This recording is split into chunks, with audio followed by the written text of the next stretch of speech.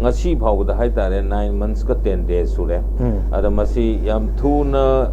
crisis solve tawnabagi karima min samadi puthora gani habase masi yam thu ba hayadre hojigi 9 months 10 days haugrabanina masi akoina khangma ngambagi changdagi wangma langrabani aikoigi tasengna haidi miyam gi government people's government amala iba democracy satpa lepak saisida yamna yam chauna state government da thajaba thamambado hojikti masigi thajaba se nong nong isu mangsal lakpanina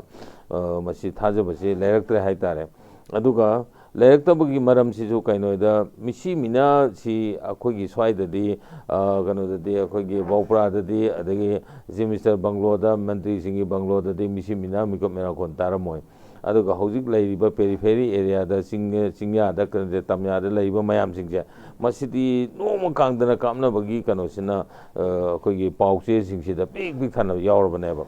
aduna masina maram oidana miyam si khangba ngambagi sakti si wangmase lalaktana imabel singna lambi de thoktana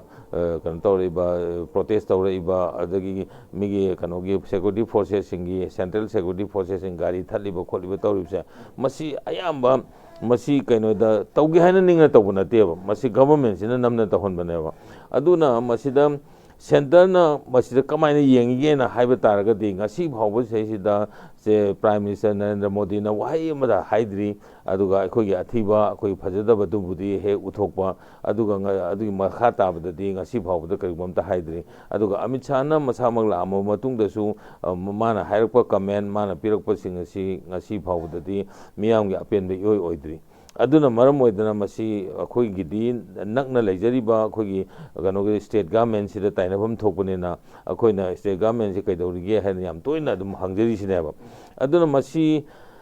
tasengna haidi miyam gidi thajabasi government sida ire leite na loba yai masi miyam na pambaduga government na tokthoribisiga masi khar lapnabadagi oibe yai adu masi tasengna hairagadi center na natragasu upaidi leitaba hojik lairiba government sina utliba mong adigi makhoi gi performance makhoi gi achievement lairiba saisida state government sidi karimamta tawmungamdraba ma oina akoina ureba aduna sida akoina sidani si matang sidani akoina yam kana hangnariba ganosi ganogi awi article 355 se sanariba sanadabra kaina hangmagi wahang ma thoreise aduna tasengna haragani undeclared war ama adagi undeclared kanoma hidden agenda amaga loinana sanction basai sida karigumba amta masi interfere tawbungam draba state government amiyam gidamakta tawbungam dabaidu oire adubu handakta chief minister na ganana home minister na kaurakpadagi chief minister na chalurba matungda karuma kharadi manipur gi damta karuma kharadi tawrakani na haiba saisida adum miyamsu adum ngaibam thokpagi ngai adi thajabam thokpagi adum khar makhai thajaba thami adubu chief minister gi version da yauribasi internet security and demography da singnabani haibase masi home minister na amsung central government khange haibase internet security da singnarakpani Myanmar gi lairiba chin narco terrorist singsina changsel laibase makhoigi right to only democratically tanbana taba makhoina waging war against a singular community amada community amagi mathakta mitai sing mathakta war se tawrpanina masidi tasengna haragadi masi only mitai da threat tawbani hana lowe yaroi maramdi yam chawa funding ama mogi kanosidagi akona narco terrorist na haise tasengna ta moibu nuksida na haibana te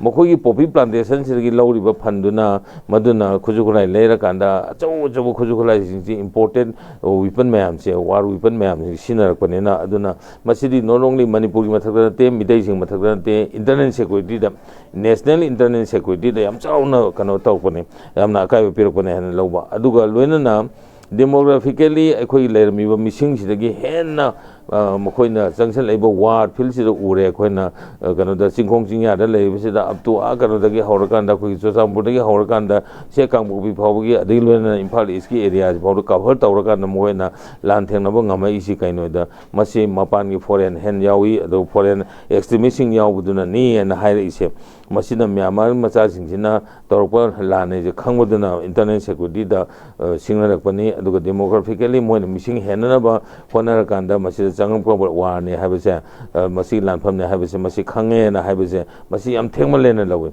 ꯃꯔꯝꯗꯤ ꯀꯩꯅꯣꯗ ꯃꯈꯣꯏꯗ ꯄ꯭ꯂꯤꯠ ꯇꯧꯔꯤꯕ ꯃꯌꯥꯝꯁꯦ ꯃꯈꯣꯏꯅ ꯁꯣꯂꯣꯡ ꯊꯥ 7 ꯍꯦꯟꯅ ꯂꯩꯈꯤꯕꯁꯤꯗꯗꯤ ꯈꯪꯗꯕ꯭ꯔꯥ ꯁꯤꯅꯤ ꯑꯩꯈꯣꯏꯒꯤ ꯋꯥꯍꯪꯗꯤ ꯑꯩꯈꯣꯏ ꯃꯤꯌꯥꯝꯅ ꯍꯪꯉꯤꯕꯁꯦꯕ ꯊꯥ 7 ꯍꯧꯈ꯭ꯔꯕ ꯆꯍꯤꯁꯤꯗ ꯆꯪꯁꯜꯂꯛꯏꯕ ꯋꯥꯔꯁꯦ ꯑꯩꯈꯣꯏ ꯃꯤꯇꯩꯁꯤꯡꯒꯤ ꯃꯥꯏꯀꯩꯗꯒꯤ ꯌꯥꯝꯅ ꯇꯣꯏꯅ ꯑꯗꯨꯝ ꯍꯥꯏꯗꯅ ꯂꯩꯔꯕ ꯃꯁꯤꯗꯤ ꯀꯩꯅꯣꯁꯤꯡꯁꯤꯅ ꯆꯤꯟ ꯀꯨꯀꯤ ꯅꯥꯔꯀꯣ ꯇꯦꯔꯣꯔꯤꯁꯁꯤꯡꯅ ꯆꯠꯊꯔꯛꯄ ꯋꯥꯔꯅꯤ ꯑꯗꯨꯒ ꯆꯤꯟ ꯀꯨꯀꯤ ꯍꯥꯏꯕꯁꯤꯗꯤ ꯑꯩꯈꯣꯏꯒꯤꯁꯤ ꯅꯠꯇꯕ ꯕꯔꯃꯥꯒꯤ ꯃ꯭ꯌꯥꯟꯃꯥꯔꯒꯤ ꯆꯤꯟ ꯁ꯭ꯇꯦꯠꯇ ꯂꯩꯕ ꯀꯨꯀꯤꯁꯤꯡꯗꯣ ꯑꯗꯨꯅ ꯃꯣꯏꯗꯨꯅ ꯂꯥꯛꯑꯀꯥꯟꯗ ꯆꯪꯁꯤꯟꯕ ꯋꯥꯔꯅꯤ ꯍꯥꯏꯗꯤ ꯐꯣꯔꯦꯟꯅꯔꯁꯤꯡꯗꯨꯅ ꯐꯣꯔꯦꯟ ꯑꯦꯛꯁꯇ꯭ꯔꯤꯃꯤꯁꯁꯤꯡꯗꯨꯅ ꯆꯪꯁꯤꯜꯂꯀꯥꯟꯗ ꯂꯥꯟꯗꯥꯔꯛꯄꯅꯤꯅ ꯃꯁꯤꯗꯤ ꯃꯁꯤ ꯅꯣꯠ ꯑꯣꯡꯂꯤ ꯑꯩꯈꯣꯏ ꯀꯩꯅꯣ ꯃꯤꯇꯩꯁꯤꯡ ꯃꯊꯛꯇ ꯑꯗꯒꯤ ꯁ꯭ꯇꯦꯠꯀꯤ ꯃꯊꯛꯇꯗ ꯅꯠꯇꯦ ꯃꯁꯤ ꯀꯩꯅꯣ ꯏꯟꯗꯤꯌꯥꯒꯤ ꯌꯥꯝ ꯆꯥꯎꯅ ꯅꯦꯁꯅꯦꯜ ꯁꯦꯀ꯭ꯌꯨꯔꯤꯇꯤꯗ ꯁꯤꯡꯅꯕ ꯄꯣꯠꯅꯤ ꯍꯥꯏꯕꯁꯤꯗꯤ ꯌꯥꯝ ꯉꯟꯅ ꯍꯥꯏꯈ꯭ꯔꯦꯕ ꯌꯥꯝ ꯉꯟꯅ ꯍꯦꯛ ꯊꯧꯗꯣꯛꯁꯦ ꯊꯣꯛꯄꯗꯒꯤ ꯑꯩꯈꯣꯏꯒꯤ ꯐꯥꯏꯟꯗꯤꯡꯁꯇ ꯃꯗꯨ ꯐꯪꯅ ꯍꯥꯏꯈ꯭ꯔꯕꯅꯤ ꯑꯗꯒꯤ ꯑꯃꯨꯛ ꯍꯥꯏꯈꯤꯕꯗꯨ ꯊꯥꯖꯕꯤꯗꯅ ꯑꯩꯈꯣꯏꯅ ꯍꯥꯏꯕꯁꯤꯅ ꯀꯩꯅꯣ ꯇꯧꯔꯒ ꯊꯝꯃꯀꯥꯟꯗ ꯁꯥꯏꯠ ꯂꯥꯏꯟ ꯇꯧꯔꯒ ꯊꯝꯃꯀꯥꯟꯗ ꯑꯗꯨꯒ ꯀꯩꯅꯣꯁꯤꯡꯁꯤꯅ ꯀꯨꯀꯤꯁꯤꯡꯁꯤꯅ ꯃꯈꯣꯏꯒꯤ ꯑꯣꯏꯕ ꯀꯩꯅꯣ ꯃꯈꯣꯏꯒꯤ ꯑꯣꯏꯕ ꯀꯩꯅꯣꯁꯤꯡꯁꯤꯗ ꯍꯤꯁꯇ꯭ꯔꯤꯁꯤꯗ ꯃꯈꯣꯏꯒꯤ ꯑꯣꯏꯕ ꯔꯤꯄꯣꯔꯇꯤꯡꯁꯤꯗ ꯊꯥꯖꯔꯒ ꯂꯩꯕꯁꯦ ꯃꯁꯤꯅ ꯃꯔꯝ ꯑꯣꯏꯗꯅ ꯉꯁꯤ ꯊꯥ 8ꯁꯤ ꯁꯥꯡꯊꯔꯛꯄꯅꯦꯅ ꯂꯧꯋꯦꯕ ꯑꯗꯨꯅ ꯍꯥꯏꯔꯤꯕꯁꯤꯡꯁꯤꯒꯤ ꯔꯤꯄꯣꯔꯇꯤꯡꯁꯤ ꯀꯩꯅꯣꯗ ꯁꯦꯟꯇ꯭ꯔꯦꯜ ꯒꯚꯔꯟꯃꯦꯟꯒꯤ ꯁꯦꯟꯇ꯭ꯔꯦꯜ ꯏꯟꯇꯦꯂꯤꯖꯦꯟꯁꯁꯤꯅ ꯄꯤꯕ ꯄꯥꯎꯗꯁꯨ ꯑꯩꯈꯣꯏꯒꯤꯗꯃꯛꯇ ꯑꯩꯈꯣꯏ ꯐꯦꯚꯔꯗ ꯄꯥꯎ ꯄꯤꯗ꯭ꯔꯦ ꯍꯥꯏꯕꯁꯤꯗꯤ ꯃꯁꯤꯗꯤ ꯌꯥꯝ ꯂꯥꯏꯅ ꯄ꯭ꯔꯨꯞ ꯇꯧꯔꯦ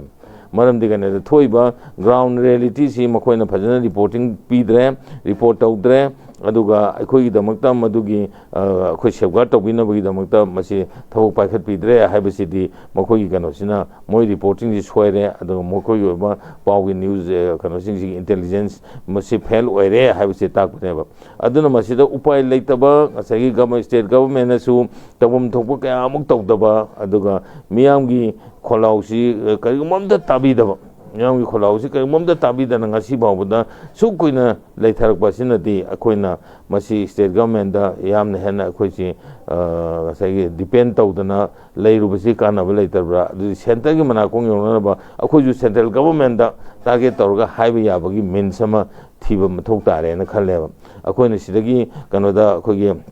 ꯀꯩꯅꯣꯁꯤꯡꯁꯤꯗ ꯃꯦꯗꯤꯌꯥꯒꯤ ꯊ꯭ꯔꯨꯗ ꯀꯔꯤꯗ ꯍꯥꯏꯕꯁꯤꯗ ꯅꯠꯇꯅ ꯃꯁꯤ ꯀꯔꯤ ꯇꯧꯔꯒ ꯀꯃꯥꯏꯅ ꯇꯧꯔꯀꯥꯟꯗ ꯁꯦꯟꯇ꯭ꯔꯦꯜꯒꯤ ꯀꯩꯅꯣꯁꯤꯡꯁꯤꯗ ꯂꯤꯗꯔꯁꯤꯡꯁꯤꯗ ꯌꯧꯒꯗꯒꯦ ꯍꯥꯏꯗꯤ ꯑꯥꯏꯗꯔ MP ꯁꯤꯡꯁꯤꯅ ꯃꯈꯣꯏꯒꯤ ꯄꯥꯔꯂꯤꯌꯥꯃꯦꯟꯇ ꯋꯥ ꯉꯥꯡꯉꯛꯇ꯭ꯔꯦ ꯑꯗꯒꯤ ꯑꯩꯈꯣꯏꯒꯤꯗꯃꯛꯇ ꯉꯥꯡꯉꯛꯇ꯭ꯔꯦ ꯑꯇꯣꯞꯄ ꯁ꯭ꯇꯦꯠꯀꯤ MPꯅ ꯋꯥ ꯉꯥꯡꯉꯀꯥꯟꯗ ꯑꯩꯈꯣꯏ ꯃꯅꯤꯄꯨꯔꯒꯤ MPꯅ ꯀꯔꯤꯒꯤꯗꯃꯛꯇ ꯋꯥ ꯉꯥꯡꯗ꯭ꯔꯤꯕꯅꯣ ꯍꯥꯏꯕꯅꯆꯤꯡꯕ ꯑꯗꯒꯤ ꯑꯃꯨꯛ ꯑꯩꯈꯣꯏꯒꯤ ꯂꯩꯔꯤꯕ ꯒꯚꯔꯟꯃꯦꯟꯁꯤꯅ ꯍꯥꯏꯕꯁꯤ ꯁꯨꯡꯇꯥꯃꯛ ꯇꯥꯕꯤꯗ꯭ꯔꯕ ꯖꯥꯠꯂꯥ ꯍꯥꯏꯕꯒꯤ ꯆꯤꯡꯅꯕ ꯃꯌꯥꯝꯁꯤꯅ ꯃꯔꯝ ꯑꯣꯏꯔꯀꯥꯟꯗ ꯑꯩꯈꯣꯏꯅ ꯁꯦꯟꯇꯔꯗꯁꯨ ꯌꯥꯝ ꯍꯦꯟꯅ ꯑꯁꯥ ꯇꯧꯅꯤꯡꯉꯥꯏ ꯂꯩꯇꯕ ꯁꯦꯟꯇꯔꯗꯒꯤꯁꯨ ꯌꯥꯝꯅ ꯍꯣꯞꯐꯨꯜꯂꯤ ꯑꯩꯈꯣꯏꯅ ꯃꯣꯏꯗ ꯗꯤꯄꯦꯟ ꯇꯧꯔꯤꯕꯁꯦ ꯃꯁꯤꯒꯤ ꯀꯥꯟꯅꯕ ꯐꯪꯒꯗꯕꯁꯤ ꯃꯥꯟꯗꯕ ꯐꯤꯕꯝ ꯑꯃ ꯂꯥꯛꯑꯦꯕ ꯑꯗꯨꯅ ꯀꯌꯥꯝ ꯀꯨꯏꯅ ꯃꯁꯤ ꯑꯩꯈꯣꯏ ꯈꯥꯡꯈꯤꯗꯒꯦ ꯀꯌꯥꯝ ꯀꯨꯏꯅ ꯉꯥꯏꯈꯤꯗꯒꯦ ꯍꯥꯏꯕ ꯇꯥꯔꯗꯤ ꯂꯥꯟꯁꯤ ꯃꯈꯥ ꯈꯔ ꯁꯝꯊꯅ